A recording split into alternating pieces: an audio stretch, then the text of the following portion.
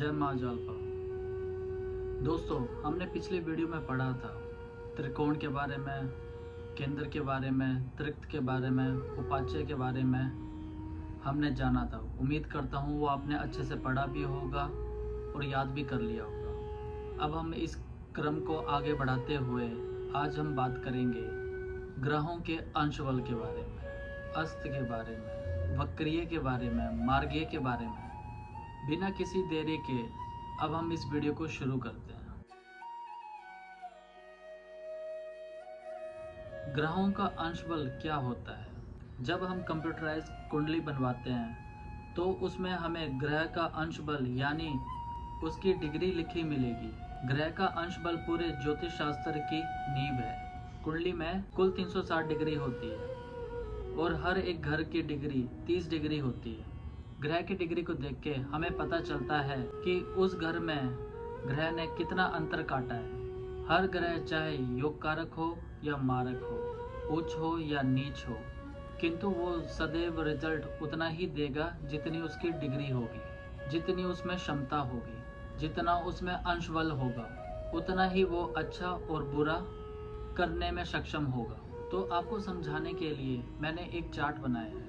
तो आप इस चार्ट को देख के आप समझ सकते हैं कौन सा ग्रह कितना अच्छा रिजल्ट देगा, अच्छा देगा या बुरा देगा। आपके सामने एक स्क्रीन पे एक चार्ट दिखाई दे रहा है। इस चार्ट पे आप देख सकते हैं ऊपर मैंने लिखा है अंश बल यानी डिग्री, उसकी अवस्था, ग्रहों की अवस्था और रिजल्ट देने की क्षमता। 0 से 6 डिग्री जो है, चाहे वो 1 डिग्री हो, चाहे 2 डिग्री हो, चाहे 3 डिग्री हो, चाहे 4 डिग्री हो, उसको हम बाल्यावस्था डिग्री कहते हैं।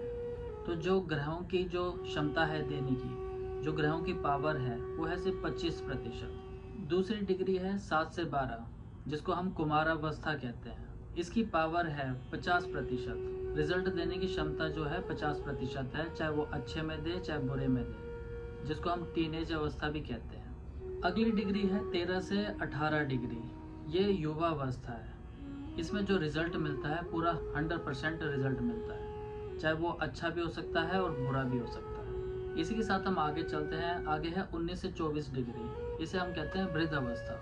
इसमें जो रिजल्ट होते हैं या जोर से ज़्यादा अच्छा मिल सकता है या जोर से ज़्यादा बिल्कुल ही कम मिलेगा। क्योंकि जैसे एक बुजुर्ग इंसान होता है, अगर हेल्थ वाइज देखें, कुछ बुजुर्ग हेल्थ में अच्छे होते हैं और कुछ बुजुर्ग बिल्कुल ही खराब हालत में होते हैं, उसके अकॉर्डिंग ही हमें रिजल्ट मिलते हैं। और इसके आगे 25 से 30 डिग्री है, जिसको कहते हैं हम मृत अवस्था। इस अवस्था में कोई प्लेनेट कोई भी रिजल्ट नहीं देता है, यहाँ पर वो डेड हो गए हैं।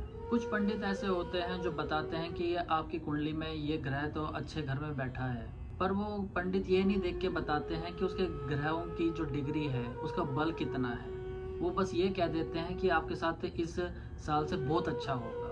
तो कभी भी आप किसी की कुंडली देखें या अपनी खुद की कुंडली देखें तो डिग्रियों को जरूर देखें, और साथ में ये भी देखें कि वो अगर अच्छे घर में बैठा है तो वो बहुत अच्छा रिजल्ट देगा। अगर वो बुरे घर में बैठा है और डिग्री अच्छी हुई यानी 13 से 18 हुई तो बहुत ही ज़्यादा बुरा रिजल्ट देगा। एक बार आपको मैं फिर दोबारा से रिकैप करवा दूं। 0 से 6 डिग्री बाल्यावस्था, जिसकी पावर होगी, रिजल्ट देने की क्षमता जो होगी 25% है। दूसरी डिग्री है 7 से 12, जिसको हम कुमारावस्था भी कहते हैं, जिसके रिजल्ट देने की पावर 50% है। तीसरी जो है 13 से 18 है, जिसको कहते हैं युवा अवस्था, जिसकी जो रिजल्ट देने की क्षमता है वो पूरे 100% है। चौथी अवस्था जो है 19 से 24 डिग्री है, जिसे हम वृद्ध अवस्था भी कहते हैं। यहाँ पर या प्लेनेट ज़्यादा अच्छा रिजल्ट दे सकता है या वो बहुत ही बुरा दे सकता है। और पांचवी अवस्था है 25 से 30 डिग्री, जिसे हम मृत अवस्था भी कहते हैं। यहाँ पर ग्रह कोई रिजल्ट नहीं देता है, यहाँ पर वो ग्रह डेड हो जाता है। अब बात करते हैं अस्त ग्रह की, जिसे हम कम्बस्ट प्लेनेट भी कहते हैं। कुंडली में अस्त ग्रह कौन सा होता है ये जानना हमारे लिए बहुत ज़्यादा जरूरी है। अगर अच्छा ग्रह अस्त हो जाए तो उसकी अच्छाई में भी कमी आती है, और बुरा ग्रह कुंडली में अस्त हो जाए तो उसके बुराई में भी कमी आ जाती है। वो हमारे लिए बहुत अच्छी बात है। कोई भी ग्रह सूर्य देव के साथ एक ही घर पे बैठा हो तो ही कोई ग्रह अस्त होता है, ऐसा नहीं होता है। मान लो कि सूर्यदेव चौथे घर में 25 डिग्री के बैठे हैं, मतलब कि सूर्य चौथे घर में 25 डिग्री चले हैं, और पंचम घर में बुध देव 8 से 10 डिग्री के बैठे हैं, मतलब कि बुध देव उस घर में 8 से 10 डिग्री चले हैं। इस कंडीशन में दोनों के बीच 13 से 15 डिग्री का डिफरेंस आएगा, मतलब कि बुध देव और सूर्य देव से 13 से 15 डिग्री नजदीक आ गए हैं, इसलिए बुध देव अस्त हो जाते हैं। अब बात करते हैं बकरीय ग्रह हो जाना। आपने सुना भी होगा कि शनिदेव बकरी चाल चल रहे हैं, तो इसका अर्थ क्या है, इसका क्या मतलब है? बकरिया को हम रेट्रोग्रेड प्लैनेट भी कहते हैं। बकरीय ग्रह का मतलब होता है उल्टी चाल चलना। जो ग्रह घड़ी की चाल से उल्टा चलते हैं उसे मार्गीय कहते हैं। जो ग्रह घड़ी की चाल की तरह चलते हैं उसे बकरीय कहते हैं। कोई ग्रह बकरीय हो जाए तो उसकी क्षमता 3 गुना बढ़ जाती है।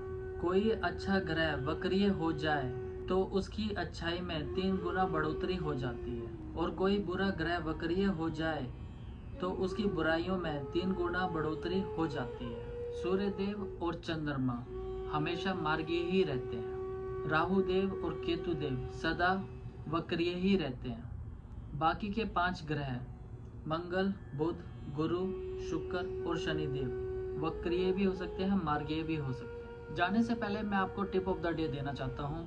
आपने देखा होगा कि जब आपका जन्मदिन आता है या आपके दोस्तों का आता है या रिश्तेदारों का आता है तो आप सभी केक वगैरह काटते हैं, और आपको आपके दोस्त, आपके रिश्तेदार आपको प्रेजेंट वगैरह भी देते हैं। आप बेशक केक वगैरह काटें, पर उस दिन एक काम जरूर करें। किसी भी वृद्ध आश्रम में या जो बंदा नीडी हो उसको कोई तोहफा दें, या उसकी ज़रूरत के हिसाब से उसे वो चीज़ दें जिसकी उसको सबसे ज़्यादा ज़रूरत है, और उनसे आप आशीर्वाद जरूर लें। आपने सुना भी होगा, आपने देखा भी होगा कि कभी किसी बंदे का एक्सीडेंट होता है और वो बच जाता है तो लोग कहते हैं कि इसके ऊपर जो दुआएं थी वो काम आई, ये दुआओं के कारण ही बच पाया। हमेशा बुजुर्ग की दुआएं लेनी चाहिए, जिससे आपकी खूब तरक्की भी होती है, जगह जगह पर आपका बचाव भी होता है। बुजुर्ग कौन है?